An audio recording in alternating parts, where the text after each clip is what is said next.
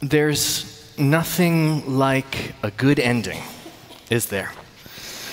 Someone even went to the trouble of creating a list of the most iconic endings in all of Western literature. In fact, dozens of such lists exist, and most of them are in agreement as to which endings are the best. So we're going to try something a little different than usual. We're going to play a little trivia. I'm going to read one of those iconic endings. You're going to get the last sentence that's considered to be one of the most famous last sentences in Western literature. If you recognize the title, shout it out. I know we don't often encourage you to shout out during services like this, but I really mean it. We're going to play, and to incentivize this a little bit, we're giving away a car. We're not giving away a car. But I do want to say a few words. If you do have a cellular device, put it away. No cheating. It's the high holidays. Let's all start this on the right foot. If you're streaming, you can still participate. If you are with other people, every time you get a title right, you can have a slice of apple. And if you're on Facebook Live, you can put it into the comments and beat everyone else. So we all have a way to play. Do we get how this is going to work? Okay, I don't quite believe you, but we'll see. Here's the first iconic ending. But wherever they go, and whatever happens to them on the way, in that enchanted place on the top of the forest, a little boy and his bear will always be playing. Yes, good. All right.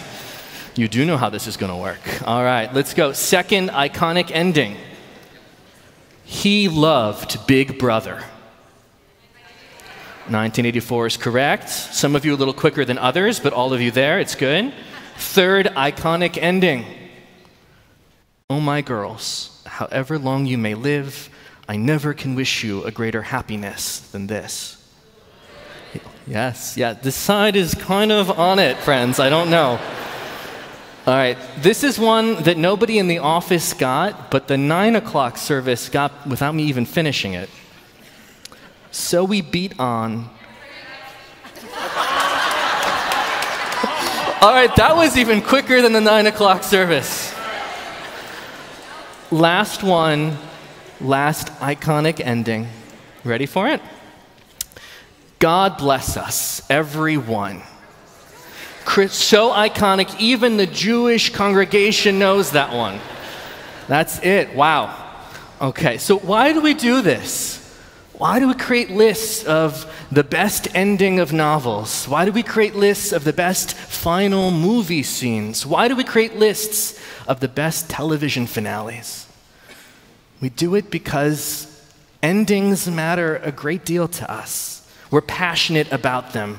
Whether it's a novel or a play or a TV show, we crave endings that satisfy. And not all endings are made equal. A good ending can redeem a story we've disliked, and a bad ending can ruin a story that we've loved. So what makes for a satisfying end? Well, as Westerners, we've been trained by thousands of years of cultural programming to expect certain things before we reach those very important words, the end. And without these things, we feel robbed, whether it be a tragedy or a comedy. We expect all tensions to resolve, and we expect all characters' journeys to wrap up. Western endings are neat and tidy. A hero returns home changed. The romance builds to a wedding. The wronged get their revenge. Now, these expectations run deep for us. They're grounded in ancient Greek thought, some of it first posited by Aristotle. He wrote, "The end is the most important thing of all." And for over 2,500 years, these expectations have only been reinforced by what we read and what we watch and what we see. And woe to the artist who strays too far from our expected formulas. But all of this poses something of a problem for Jews. Sir Frank Kermode, one of the greatest literary critics of the Western world, explains that our Hebrew Bible lacks something of an ending, lacks a sense of an ending. See, our Bible does not conform to the aesthetics of the Greeks or, therefore, the aesthetics of Steven Spielberg or J.J. Abrams. The Hebrew Bible was created by a different community with a different set of expectations for conclusions. And so our biblical endings subvert all of the Western norms. Journeys aren't completed, and tensions aren't resolved. Kermode notes that this dissonance was actually so severe. The early Christian community, who was so influenced by Greek and Roman thought, they were forced to add Western-style endings to our Hebrew Bible in order to make it palatable for their audience. This happens in so many ways, but the clearest example is the addition of the book of Revelations, which gives an accounting of the end of the world. With its addition to Christian scripture, the creation of the world in Genesis is now mirrored with a book all about the final judgment, when saints are saved and sinners are condemned. By adding the book of Revelations, they essentially created a biblical happily ever after. Turns out not for the Jews, but it's a classic Western-style ending nonetheless. There are no loose ends. But what if wrapping everything up so neatly misses the point? What if the absence of satisfying endings was not a mistake that needed correcting, but rather a feature, a very careful choice? Don't take my word for it. Let's see how ubiquitous these unsatisfying endings are. Now, don't panic. I was told we're not going to do the entire Bible. We're going to do the whole Torah. No, it'll be abridged, I promise. When God asked Abraham to go forth, God made promises. Among them, God promised Abraham the land of Canaan, right, the promised land, what will one day be called Israel. Now, if we had no knowledge of Torah, if we were simply handed a new book with this beginning, as reasonable Western readers, we would expect that by the end, Abraham would claim the entire promised land after trials overcome. If this was Homer or Shakespeare or Austen, that's how it would go. But of course, that is not what happens. There is no climactic moment with a John Williams score playing as Abraham conquers the land he was guaranteed. Instead, Abraham dies with only enough of the land of Canaan for a grave. That's a terrible ending. That would be like if Luke Skywalker, destined to bring balance to the Force, was killed by Darth Vader at the end of The Empire Strikes Back. You would feel like something had gone wrong. But that is the tone of Abraham's ending. Fast forward. We get to Abraham's grandson, Jacob. He's made the same promises by God. Now, even if we were pessimists because we've been burned by Abraham's story, we would still at least expect for Jacob to have as much of the promised land as his grandfather. But Jacob gets less. He dies in exile in Egypt, begging to one day be buried in the promised land. It's another deeply unsatisfactory ending. And then Exodus begins.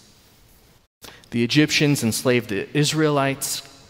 God promises the people once again the land of Canaan. This time, God puts 3 siblings in charge of getting the people there. Anyone who knows how to write a story knows that Torah should end with the Israelites in Israel. The promise from Genesis, now so long delayed, has to be fulfilled by the final words of Deuteronomy. But as if this was a George R.R. Martin novel, it doesn't. Think about this so-called ending. Miriam and Aaron die, never even seeing the land of Canaan. It's shocking. Moses gets to glimpse the land, but doesn't get to go through into its border. And then Torah closes with the Israelites still on the wrong side of the river Jordan. And they're about to face their enemies in a great battle. Their fate is tenuous and unclear. Like the kid in The Princess Bride, we could scream out at our ancestors, "Geez, Grandpa, why do you read me this stuff?" It seems bleak. This is not often how we talk about the main message of our scriptures. This is not the way we teach these stories to children. And yet, all of these biblical endings, and we could have done many more of them, they're like a drumbeat throughout the entire Bible, and I promise their message is anything but bleak. Biblical endings serve us far more effectively than Western-style endings because they recognize, they say to us, yes, most of us will face challenges we didn't foresee, loss that we hoped to avoid. And even when we achieve what we strive for, our successes may simply lead to more responsibilities, even greater demands. But then they assure us, they say, that's not the last word. There is more to living than the inevitability of difficulty and hardship. And you know what?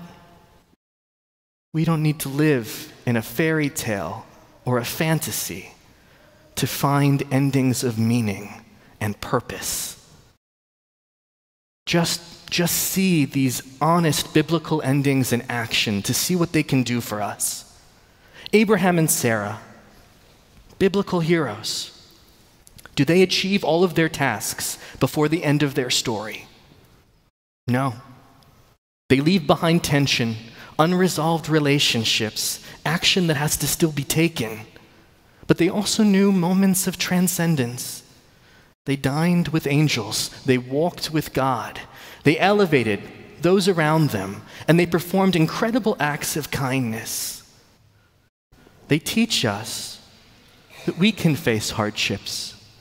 We can suffer pain and loss. We can disappoint our family. We can fail, and we can still be worthy of love. We can still do good and be good.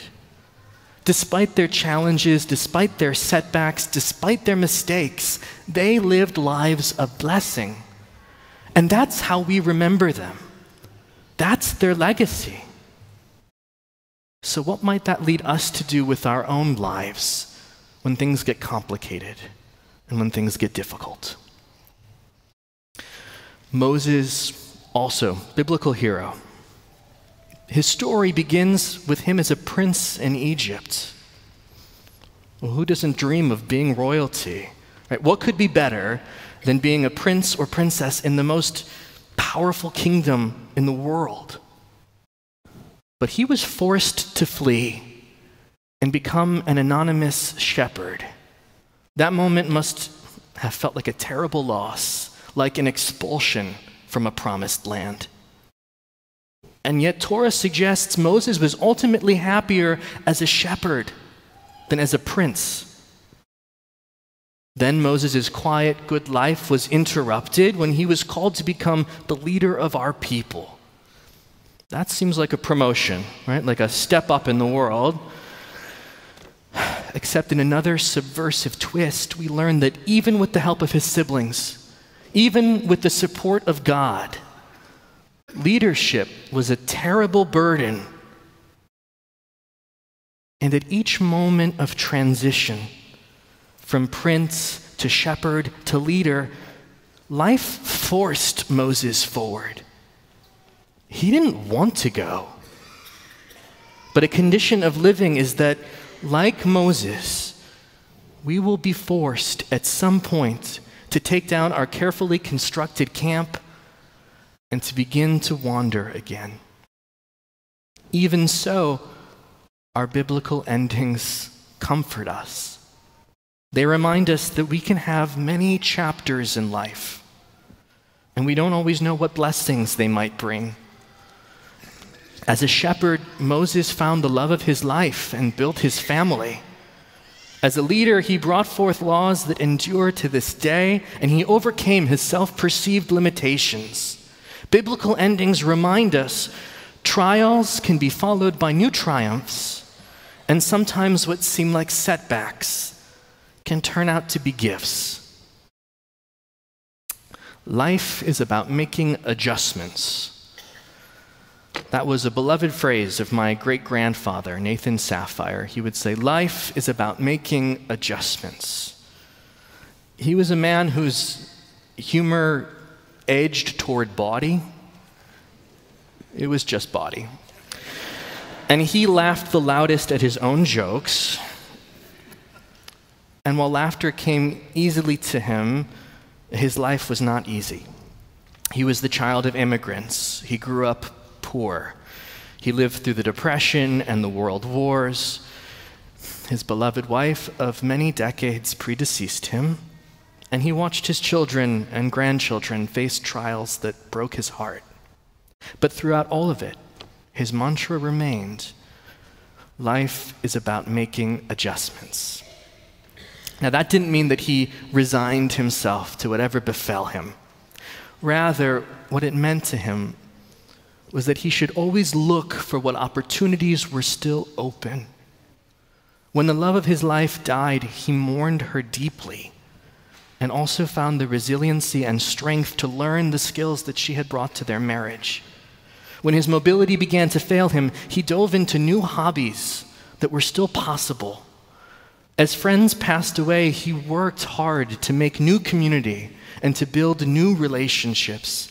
He did all of this and so much more, not because he had some magic for it, but because he decided that when life doesn't follow formulas and storyboards, there is always another path back to joy and back to meaning.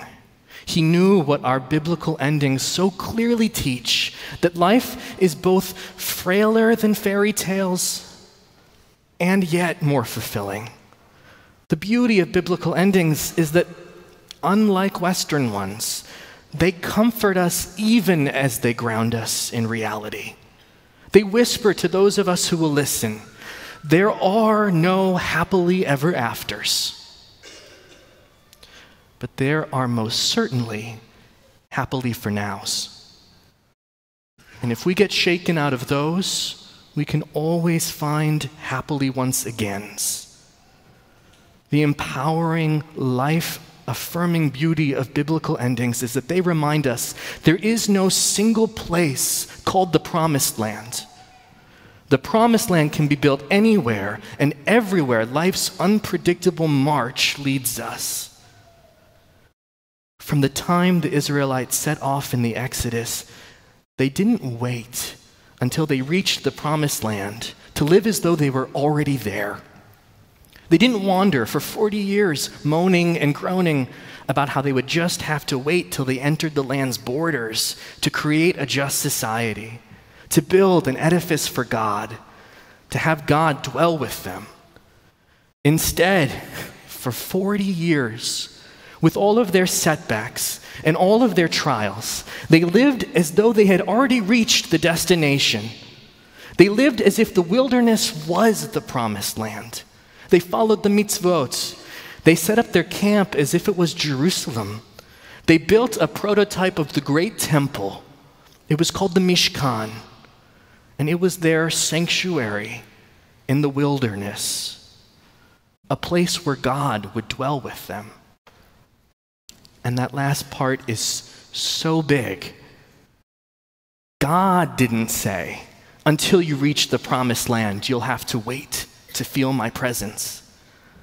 God said, even if you don't reach the destination, even if you're far from where you hope to be, even if you've made mistakes, I am still here.